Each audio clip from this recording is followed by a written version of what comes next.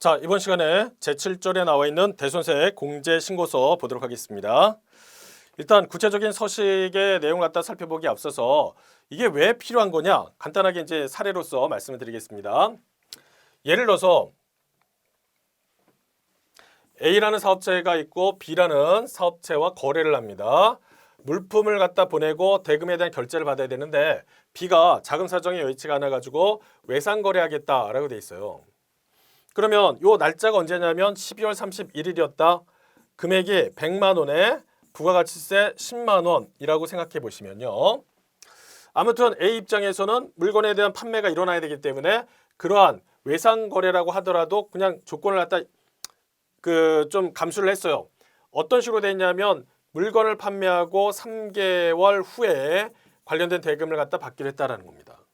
그런데 보세요. 12월 30일 날 이렇게 거래가 일어났는데 다음 연도 1월 25일 날짜로 해서 부가가치세 신고가 있잖아요. 그때 A는요. B로부터 대금을 받진 않았지만 요 거래가 한 건밖에 없다라고 가정을 했을 때 이 10만 원에 대한 부가가치세액을 납부를 하도록 돼 있어요.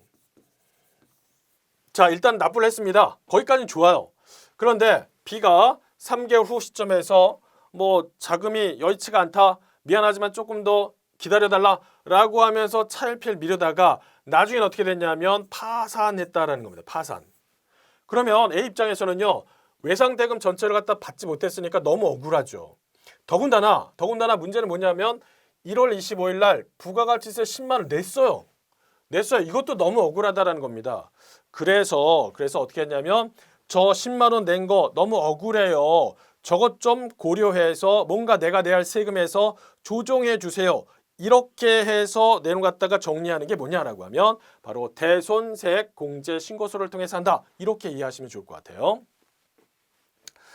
자, 그러면 대손세액 공제 신고서 관련했을 때 주요한 특징 중에 하나는 뭐냐라는 건데요. 이 서식은 확정 신고할 때만 사용합니다. 확정 신고 시에만. 우리 관련된 서식을 갖다 다루다 보면 예정하고 확정 둘 다 처리하는 내용이 있어요. 근데 어떤 경우에서는 확정 신고 시에만 하는 경우가 있습니다. 그럴 때 대표적인 사례가 두 가지가 나오는데 바로 여기에 등장하는 대손세액 공제 신고서가 확정 때만 하는 대표적인 그 내용 중에 하나예요. 아시겠죠? 그러니까 수업 목적상 이 확정 신고 때만 한다. 이거 꼭 기억을 해주셔야 됩니다. 그 다음에 이제 대손 관련했을 때 관련된 사유가 있어요. 여러 가지가 있지만 그 중에서 특별히 중요하게 봐야 될 부분이 뭐냐. 바로 부도예요. 부도가 났다. 그러면 부도가 난 다음에 6개월이 경과가 돼야 돼요. 경과돼야지 우리가 대손 처리할 수 있다는 겁니다. 주의하셔야 됩니다. 그래서 시험 문제에서 얘를 많이 물어봐요. 부도 발생이 됐다. 언제? 그 다음에 이걸 갖다가 이번 1기나 2기 때 신고할 수 있는가? 이런 것들을 따져가지고 입력 여부를 갖다 우리가 결정을 해야 된다는 겁니다. 그럴 때 항상 6개월이 경과됐는지 꼭 체크를 해주세요. 자, 그러면 교재를 한번 보도록 하겠습니다. 자, 여기 따라하기 보시면 대손세 공제 신고서라고 되어 있지 않습니까? 여기 대손세 공제 신고서 및 부가가치세 신고서를 갖다 작성하라고 되어 있는데 입력하실 때 딱 보면 이게 두 칸이 있어요. 두 칸. 하나는 대손 발생이라고 되어 있고 또 다른 하나는 대손 변제라고 되어 있지 않습니까? 이게 입력하는 내용이 약간 달라요. 무슨 얘기냐?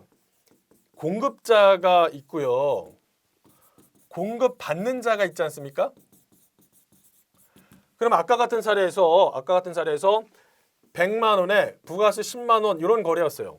그럼 재화를 공급했다라는 겁니다. 그럴 때 요게 공급받는 자 측에서 그 10만 원, 110만 원에서 어떻게 돼요? 100만 원에 10만 원. 요거 있잖아요. 요 10만 원. 이거 내가 낸 거 억울해요. 이거 좀 조정해 주세요. 라는 게 대손 발생이고요. 반면에 공급받는 자 측면에서는 나중에 요 10만 원에 대해서 다시 어떻게 되냐면 이게 조정을 또 해요.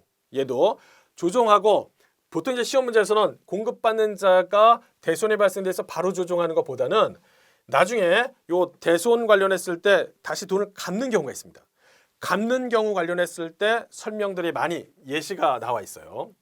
즉 구분한다라고 한다면 대손 관련했을 때 공급자 측면에서 처리하는 내용은 대손 발생, 공급 받는 자 측면에서 하는 거는 대손 변제 이렇게 서식 임령이 다르다라는 거예요.